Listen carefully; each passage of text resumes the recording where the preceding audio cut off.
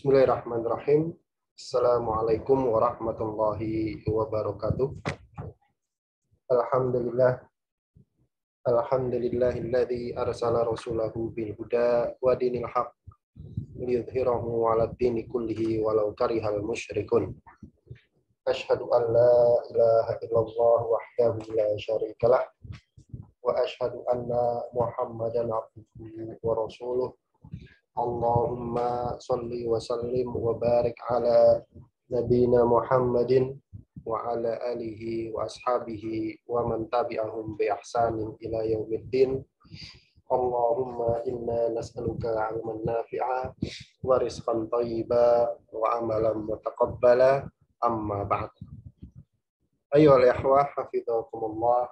Alhamdulillah, kita senantiasa tidak henti-hentinya mengucapkan rasa syukur kita kepada Allah Subhanahu wa taala karena atas segala limpahan nikmat dan karunia-Nya lah sehingga pada malam hari ini kita bisa kembali melanjutkan pengajian kita membaca kitab Syarah Salasatil Usul yang ditulis oleh Fadilatul Syekh Muhammad bin Shalih Al-Utsaimin rahimahullahu taala rahmatan wasi'ah. Sebuah kitab yang membahas tentang 3 prinsip pokok yang wajib diketahui oleh semua muslim fardu ain. Itu apa? Yaitu mengenal Allah. Kita harus tahu kenal siapa itu Allah. Kemudian mengenal Rasul, kita harus tahu siapa itu Rasul. Kemudian mengenal agama Islam. Islam itu apa sih? Itu wajib diketahui oleh setiap muslim. Nah, kita masuk pada mengenal Rasulullah Shallallahu Alaihi Wasallam. Pada kesempatan pertemuan sebelumnya kita sudah membahas tentang episode hijrahnya Rasulullah Muhammad Shallallahu Alaihi Wasallam. Kisahnya bagaimana kita sudah membaca bersama-sama. Insya Allah pada pertemuan kali ini kita akan membahas sedikit seputar tentang hijrah itu sendiri apa. Kemarin kita sudah cerita tentang hijrahnya Rasul, kemudian sekarang hijrah itu apa dan hukumnya apa. Dan hukumnya apa. Baik. Jelas di sini bismillahirrahmanirrahim. Qala al-musannifu rahimahullahu taala rahmatan wasi'ah wa nafa'na bihi wa bi ulumihi fi darain amin. Berkata beliau penulis, wal hijratu. Hijrah itu apa sih? Hijrah adalah al-intiqalu min baladi syirki ila baladil Islam. Makna hijrah adalah intiqal, berpindah, min dari baladi syirki, negeri kesyirikan, ila baladil Islam, menuju pindah ke negeri Islam. Itu yang disebut dengan hijrah. Kita baca matannya dulu ya. Wal hijratu, sedangkan hijrah itu sendiri faridotun, adalah wajib ala hadil ummati, atas umat ini, min baladi syirki ila baladil Islam, dari negeri kesyirikan menuju negeri Islam. Ya, jadi hijrah itu wajib. Nanti wajibnya bagaimana kita lihat. Wahia baqiyatun ila antaku masa'atu. Dan hijrah itu baqiyah, tetap ada ila antaku masa'ah, hingga hari kiamat. Jadi hijrah itu tidak kemudian terputus setelah Fatu Mekah. Setelah Fatu Mekah yang terputus adalah hijrah ke Mekah. Jadi hukum hijrah yang dihapus, la hijrata ba'dal fath itu yang sabda Rasulullah sallallahu alaihi wasallam. Rasulullah pernah bersabda demikian ya. Biasanya la hijrata, tidak ada hijrah lagi ba'dal fath, setelah Fatu Mekah. Maksudnya hijrah ke Mekah. Maksudnya hijrah ke Mekah. Jadi setelah Mekah itu dibuka, difutuh oleh Rasulullah, nggak ada lagi hijrah ke Mekah. Jadi orang Islam nggak wajib lagi untuk harus tinggal di hijrah ke Mekah, hijrah ke Madinah. Nggak ada lagi hijrah ke Madinah. Jadi orang Islam yang kemudian masuk Islam nggak perlu dia kemudian harus pindah ke Madinah. Tapi kalau dari negeri kesyirikan kepada negeri Islam itu tetap ada sampai hari kiamat. Wa dalilu qauluhu ta'ala, sebagaimana firman Allah Subhanahu wa taala dalam surat An-Nisa ayat 97 sampai 99. Ya.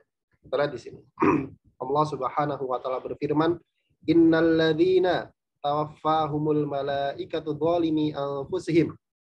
Inna sesungguhnya alladzina orang-orang yang tawaffahumul malaikatu, yang diwafatkan oleh malaikat, ya, dicabut nyawanya oleh para malaikat, dzalimi anfusihim, dalam keadaan mereka mendolimi diri mereka sendiri. Ya.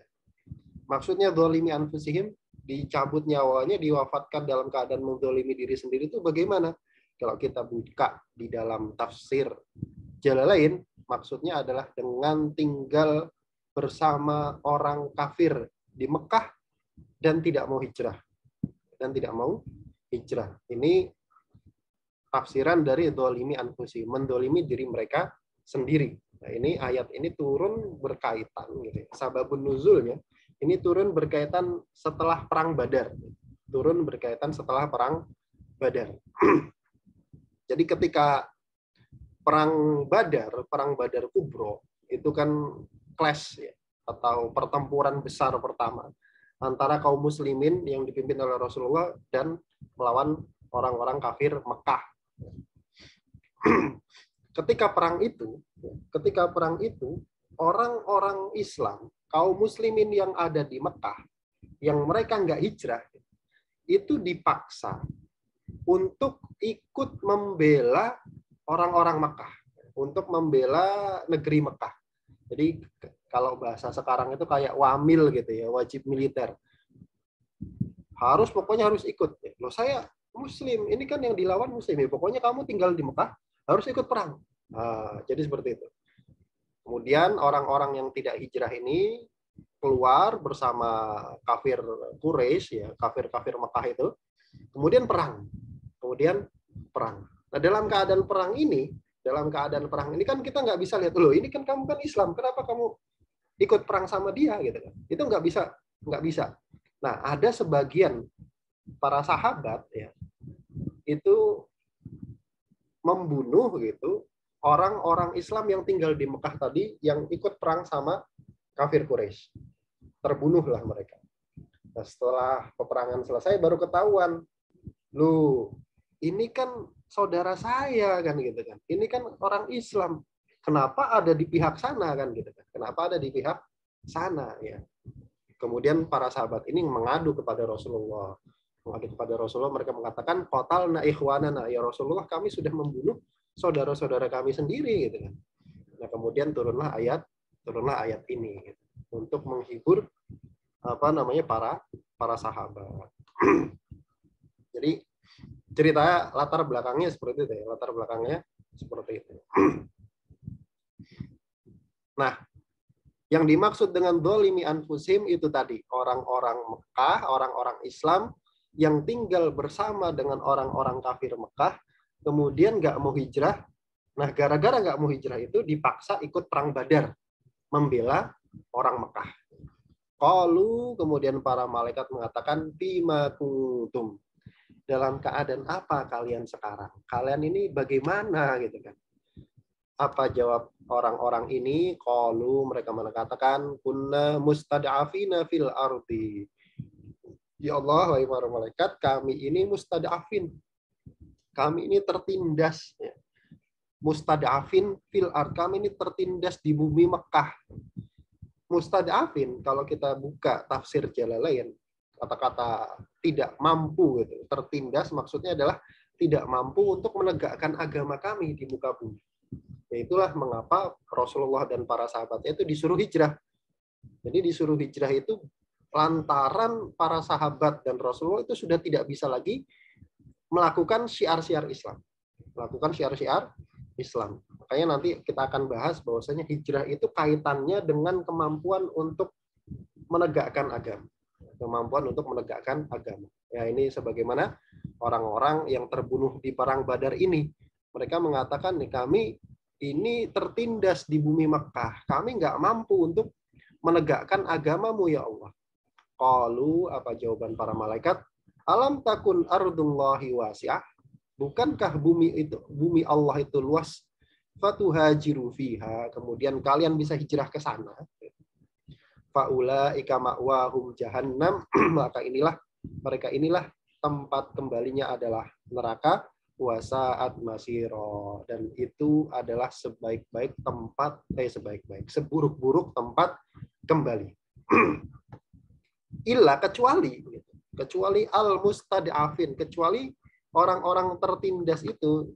Ini merujuk pada mustad'afin yang di sini ya. Kecuali orang-orang tertindas minar rijal, dari kalangan laki-laki, wan nisa, perempuan, wal wildan, dan anak-anak, la yastati'una hilah, yang mereka tidak mampu untuk hilah.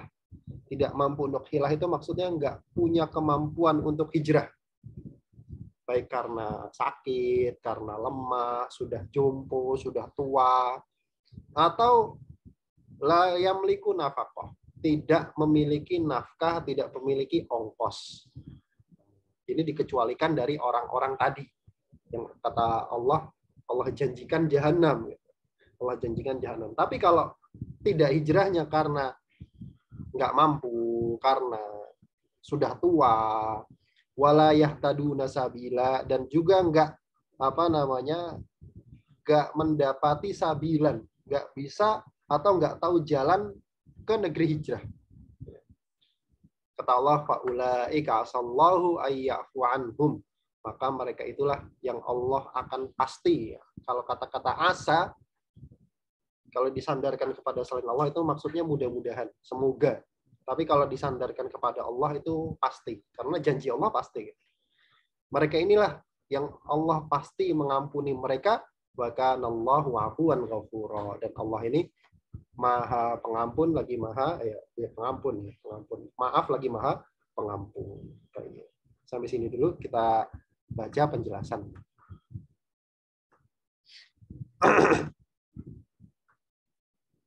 Qala syarih, berkata syarih, al-hijratu fil lughah, hijrah secara bahasa itu ma'khudatun minal hajri wa huwa tarku. Itu diambil dari kata hajaro. Hajaro itu meninggalkan, ya. Wa huwa tark, ya, meninggalkan secara bahasa. Kayak kalau ada bilang, oh saya ini baru hijrah, ya mungkin maksudnya hijrah secara bahasa. Maksudnya hijrah secara bahasa. Jangan dicela dulu ya. Nih cah hijrah gitu. Wah, kamu nih hijrah ya. Ya kenapa? Hijrah itu maknanya luas gitu kan. Maknanya luas. Secara bahasa artinya meninggalkan. Mungkin dia baru meninggalkan dunia maksiat, kemudian berpindah kepada dunia yang lebih taat ya. Boleh saja. Boleh saja. Secara bahasa. Wa amma fi syar'i, adapun secara syariat, hijrah itu lebih spesifik ya. Yaitu apa? Wahia kama qala syaikhu, yaitu sebagaimana yang dikatakan oleh syekh penulis ya, musannif. Itu apa? Al-intiqalu min baladi syirki ila baladil Islam. Pindah dari negeri kesyirikan menuju negeri Islam.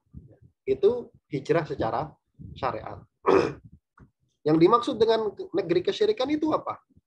Wa baladu syirki huwa alladhi tuqamu fiha sya'airul kufri. Yang dimaksud dengan negeri kesyirikan adalah negeri yang tuqamu fiha, yang dikerjakan, yang ditegakkan di sana sya'airul kufri, syiar-syiar syariat-syariat kekufuran. Wala tuqamu fihi sya'airul islami, yang tidak dilaksanakan di sana syiar-syiar Islam. Kal adani was sholati jama'atan wal a'yadi wal jumu'ati ala wajhin amin syamilin ya. Ala wajhin amin syamilin. Dan tidak ditegakkan di sana syariat-syariat Islam. Kal adzan, contohnya apa? Adzan, was sholati jama'atan, salat secara berjamaah, wal a'yadi ya, Id. Salat Id maksudnya. Wal jumu'ati, salat Jumat. Ala wajhin amin syamilin, secara umum dan menyeluruh. Nah, ini yang dimaksud dengan negeri Islam ya, menurut Syekh Muhammad bin Shalih Al-Utsaimin. Jadi negeri kesyirikan itu di sana nggak ada syiar-syiar Islam, adanya syiar-syiar kekufuran gitu kan. Kita tahu negeri-negeri negeri-negeri barat gitu, negeri itu tidak ada syiar Islam. Syiar yang ada syiar kekufuran. Ya. Wa inna ma qulna ala wajhin amin syamilin. Hanyalah kami mengatakan gitu kan, ala wajhin amin syamilin, syiar-syiar Islam itu dilakukan secara umum dan menyeluruh, liyahruja ma tuqamu fihi hadhi syairu ala wajhin mahsurin. Ya. Itu untuk mengeluarkan dari definisi negeri Islam itu ma tuqamu fihi, negeri-negeri yang ditegakkan, yang dilakukan di situ syiar-syiar Islam tersebut, tapi ala wajhin mahsurin, secara terbatas. Secara terbatas. Contohnya apa? Kabiladil kufaril lati fiha aqalliyatun muslimatun. Sebagaimana negeri-negeri kafir yang di situ ada kelompok minoritas muslim. Kelompok minoritas muslim. Fa innaha la yakunu bilada islamin. Maka negeri itu tidak menjadi negeri Islam, gitu kan. Kenapa? Mana tadi? Fahiya biladul lati tuqamu fiha hadhi sya'airu ala wajhin amin syamil. Ya, kenapa di negeri-negeri kafir ini tidak disebut negeri Islam, meskipun di situ kadang syiar-syiar Islam itu dilakukan, tapi secara terbatas, tidak secara terang-terangan. Kalau di negeri kita kan bebas, orang mau adzan bebas, bahkan kadang-kadang kan nggak cuma adzan kan, qomat iya, sholat iya, pakai mic keluar semua kan gitu kan, ceramah iya, kemudian sholawatan iya, pokoknya semua bebas. Negeri kita bebas. Syiar-syiar Islam itu dilakukan secara terang-terangan. Mau sholat jamaah boleh, bebas. Mau sholat Jumat boleh, bebas. Mau sholat Id boleh, bebas. Itu secara terang-terangan. Tapi sebagian negeri-negeri Barat itu kita tahu ada ya kelompok-kelompok Islam yang melakukan itu, tapi tidak sebagaimana di negeri kita, terbatas saja. Mau azan juga nggak boleh pakai speaker luar kan. Mungkin sebagian sudah ada yang boleh pakai speaker luar, tapi waktu-waktu tertentu. Kalau kita kan 5 waktu boleh pakai speaker luar. Nah, inilah yang disebut dengan negeri Islam, ya, biladul Islam menurut Syekh Muhammad bin Shalih Al-Utsaimin. Adapun negeri-negeri yang tidak dilakukan itu secara terang-terangan, maka bukan negeri Islam, negeri kesyirikan. Dan di situ memang ada syiar-syiar kekafiran. Gitu. Kemudian lanjutnya,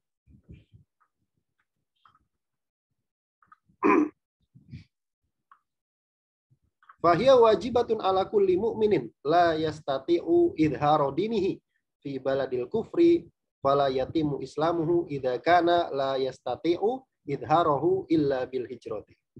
Nah, hijrah itu wajib. Hijrah itu wajib atas setiap mukmin, atas setiap muslim yang la yastati'u idhara dini, yang enggak mampu untuk melakukan idharuddin. Idharuddin itu tadi ya, menampakkan syiar-syiar Islam. Jadi kewajiban hijrah itu bukan terkait pada dia tinggal di mana. Tidak. Kewajiban hijrah itu kaitannya pada dia mampu nggak menampakkan syiar Islam. Bisa dipahami ya?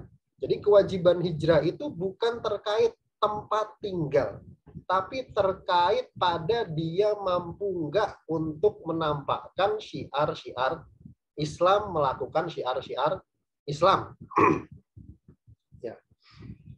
Nah, idharuddin, menampakkan syiar Islam, ini ada 2, teman-teman. Yang pertama, menampakkan syiar Islam yang besar-besar. Contohnya apa tadi ya? Adzan, kemudian sholat Id, sholat jamaah, sholat Jumat. Itu biasanya patokannya 4 itu. Adzan, terang-terangan, kemudian sholat jamaah bebas, terbuka, kemudian sholat Id bebas, terbuka, sholat Jumat bebas, terbuka. Itu syiar Islam yang bebas, yang yang besar-besar. Kalau di negeri-negeri bisa melakukan itu, bagaimana? Ya boleh. Berarti nggak wajib hijrah. Masih bisa sholat jamaah, masih bisa sholat Jumat gitu kan, masih ada adzan gitu kan, adzan masih dibolehkan, kemudian masih ada sholat id. Nah, berarti nggak wajib hijrah kalau masih ada itu. Fala yatimu islamuhu idza kana la yastati idharahu illa bil hijrati. Maka tidak sempurna gitu.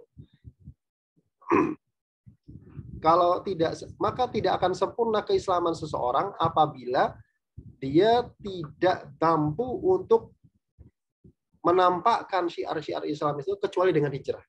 Kecuali dengan hijrah. Jadi kalau sudah nggak mampu sama sekali, sebagaimana kondisinya kaum muslimin di Mekah ketika itu, sholat udah nggak bisa gitu kan, kemudian adzan juga nggak boleh, kemudian sholat jamaah apalagi, kemudian sholat id yang nggak bisa gitu kan, ya belum ada juga ya sholat id ya. Kemudian karena sudah tidak mampu, maka Allah perintahkan untuk hijrah, cari tempat yang kamu boleh untuk melakukan itu. Nah, begitu. Cari tempat di mana kamu boleh melakukan itu. Wa ma la yatimul wajibu illa bihi fahuwa wajibun. Nah, ini ke kaidah ya. Sesuatu yang kewajiban itu tidak akan sempurna kecuali dengan melakukan sesuatu tersebut, maka sesuatu itu jadi wajib. Paham nggak? Wa ma la yatimul wajibu illa bihi fahuwa wajib. Kita kasih definisi yang agak beda. Wa ma ya, hal-hal yang kewajiban itu tidak sempurna kecuali dengan hal tersebut, maka sesuatu tersebut, hal-hal tadi jadi wajib. Contohnya apa? Ya, contohnya hijrah ini. Syarat Islam itu tidak akan sempurna kecuali kalau dia itu hijrah, maka hijrah ini jadi wajib. Bagaimana kalau biasanya itu babnya bab wudu gitu. Kenapa siku itu harus dikenakan air gitu? Padahal kan perintahnya itu ilal mirfaq, sampai siku. Ila itu berarti dianya nggak kena. Kalau kata-kata ila itu berarti dianya nggak kena. Misalkan saya makan ikan gitu sampai kepalanya, berarti kepalanya nggak dimakan. Sebagai itu dalam bahasa Arab begitu ya. Dalam bahasa Arab begitu. Maka aslinya gitu, kalau dalam wudu sikut itu nggak kena air. Aslinya begitu. Tapi kewajiban wudu itu nggak akan sempurna kecuali dengan mengenakan siku itu jadi mengenakan sikut dengan air, maka mengenakan siku dengan air itu jadi wajib. Nah, gitu. Itu kaidahnya seperti itu. Kemudian beliau tadi membawakan ayat surat An-Nisa ya, ayat 97 sampai 99. Kisah tadi ya, kisah bagaimana kaum muslimin Mekah yang tidak hijrah itu kemudian dipaksa ikut perang Badar. Kayak dari kisah ini kemudian para ulama mengatakan bahwa saya haram seorang muslim itu berada dalam kuasanya orang kafir. Ya, orang Islam, kemudian yang penguasanya itu orang kafir. Itu nggak boleh. Kenapa? Karena nanti jadinya kayak tadi. Ya. Kemudian kata Syekh Saleh, fi hadhil ayati dalilun ala annaha ulailladzi lam yuhajiru ma'a qudratihim alal hijrati annal malaikata tawaffahum wa tuwabbihuhum. Ayat ini menunjukkan bahwasanya orang-orang yang tidak hijrah ma'a qudratihim, padahal mereka mampu. Ya, padahal mereka mampu. Jadi syarat hijrah itu tadi ya. Satu, dia nggak mampu. Syarat wajib hijrah itu. Dia nggak mampu untuk idharuddin sama sekali. Oh ya, idharuddin tadi saya baru ngomong satu ya. Jadi idharuddin itu tadi ada dua ya. Yang pertama menampakkan syiar-syiar Islam yang besar-besar. Yang kedua, mampu untuk bebas dan terbuka baroah dengan kekufuran dan pelakunya. Maksudnya kita bebas menyatakan bahwasanya Islam ini satu-satunya agama yang benar. Seagama selain Islam itu agama sesat, agama salah, itu boleh melakukan itu secara terang-terangan dan terbuka. Itu idharuddin. Kalau dua ini nggak bisa dilakukan, maka wajib hijrah. Dan plus dia mampu untuk hijrah, punya ongkos, mampu secara fisik, dan juga tahu jalan dia mau hijrah kemana. Nah, baru waktu itu ketika itu wajib hijrah. Maka kata beliau, ayat ini sebagai dalil menunjukkan bahwasanya orang-orang yang tidak hijrah, yang wajib hijrah tapi nggak hijrah, ma'akudratuhum padahal mereka mampu, alal hijrati untuk hijrah, annal malaikata tawaffahum wa tuwabbihuhum. Bahwasanya malaikat itu mewafatkan mereka dan mencela mereka. Wa taqulu lahum. Kemudian mengatakan kepada mereka, alam takun ardullahi wasi'ah. Bukankah bumi itu Allah itu luas? Fatuhajiru fiha. Kemudian kalian bisa hijrah ke sana. Nah, begitu. Kemudian amal ajizuna anil hijrah. Adapun orang-orang yang nggak mampu untuk hijrah, minal mustada'afin, dari kalangan orang-orang yang tertindas. Tertindas itu apa? Dia nggak mampu untuk menampakkan agamanya. Sebagaimana saudara-saudara kita di Rohingya misalkan, saudara-saudara kita di Uighur misalkan, itu kan dilarang sama pemerintah. Kamu nggak boleh itu pakai jilbab, lepas gitu kan. Kamu nggak boleh puasa, dipaksa untuk berbuka. Kamu nggak boleh sholat. Nah, ketika itu orang-orang yang tertindas begini dia wajib hijrah. Kalau mampu punya duit gitu kan, punya punya ongkos untuk hijrah, badannya mampu, fisiknya mampu, kemudian dia tahu jalan. Kalau enggak, maka Allah faqad afallahu anhum, maka sungguh Allah akan mengampuni mereka li ajzihim anil hijrati, karena mereka tidak mampu untuk hijrah.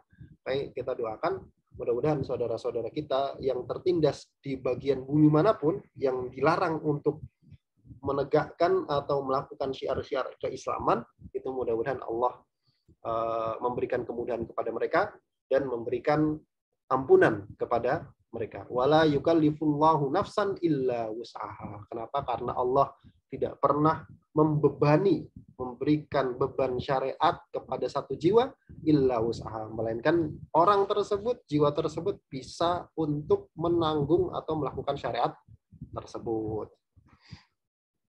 Kemudian lanjutnya,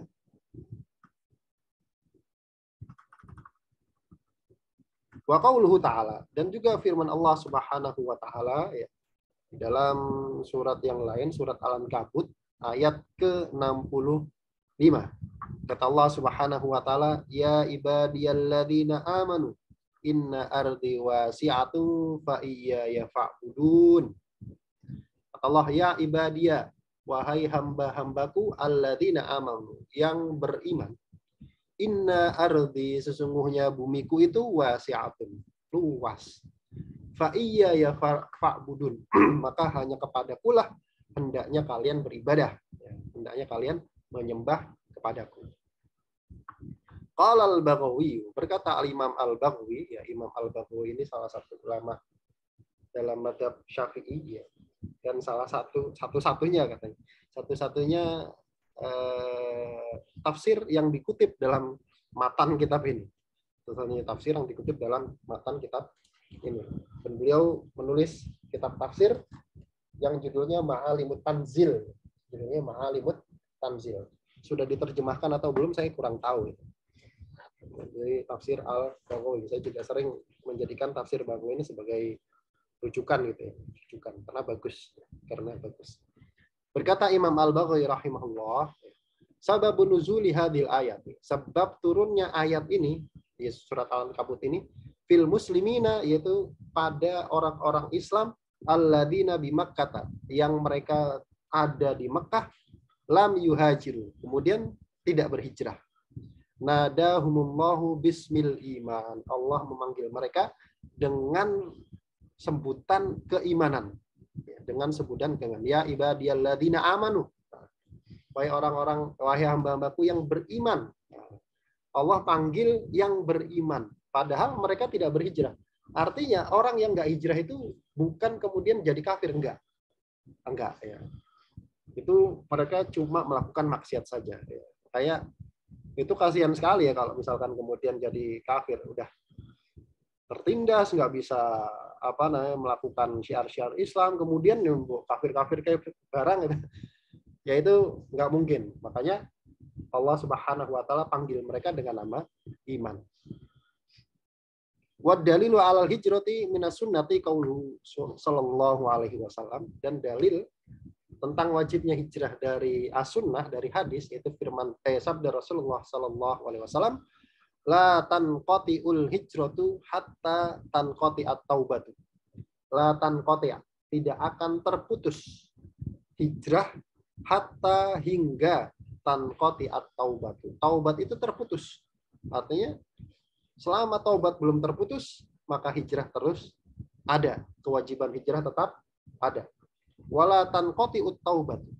Dan taubat itu juga tidak akan terputus hatta tatlu asyamsu min maghribiha.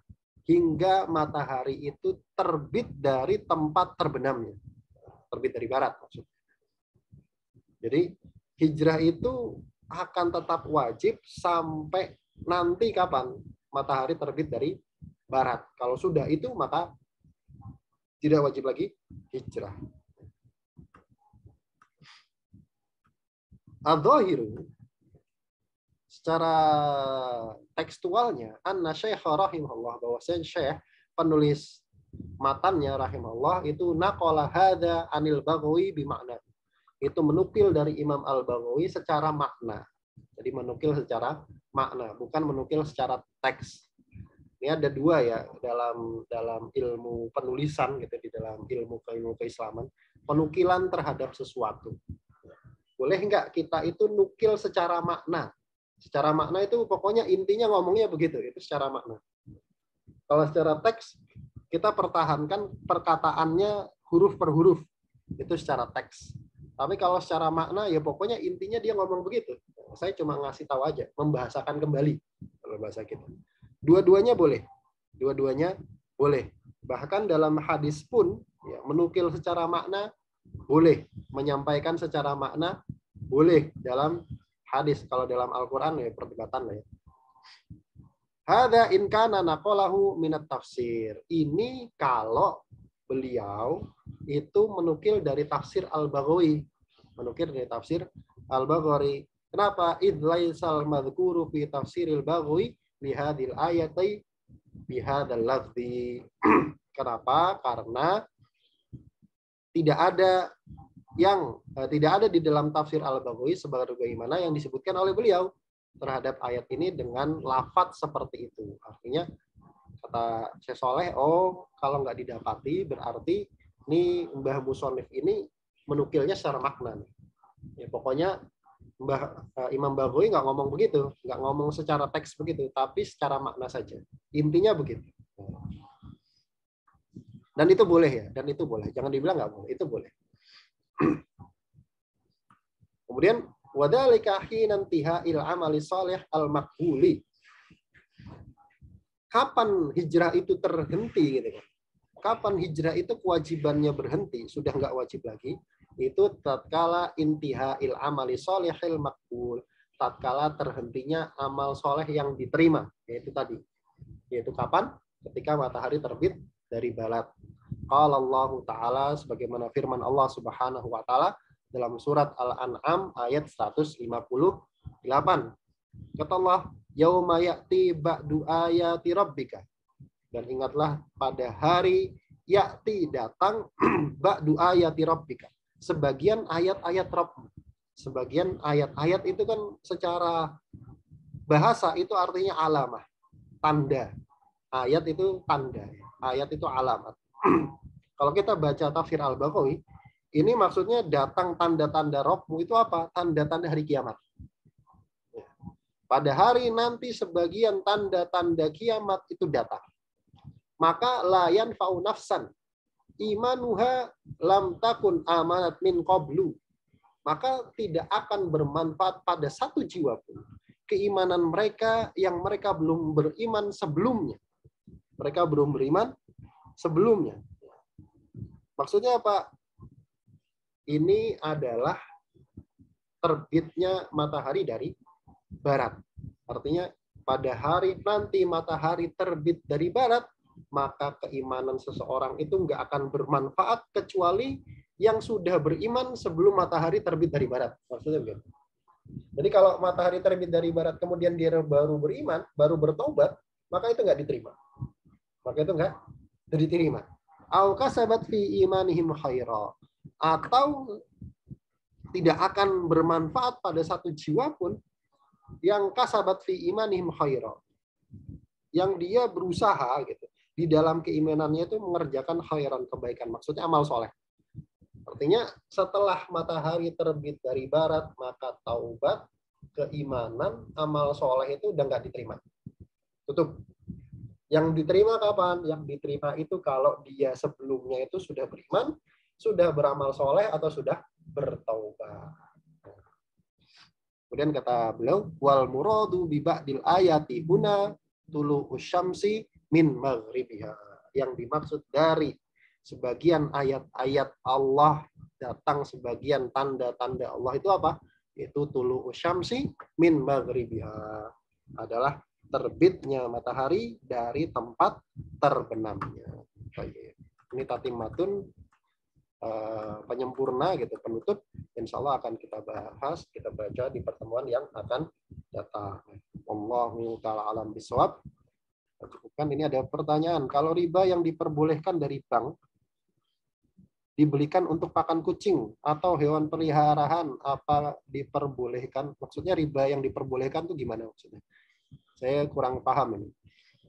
Nanti saja ya, ini sudah mau isya. Kita cukupkan. Allahu ta'ala alam bisawab. Kita tutup dengan membaca doa kafaratul majlis. Bismillahirrahmanirrahim.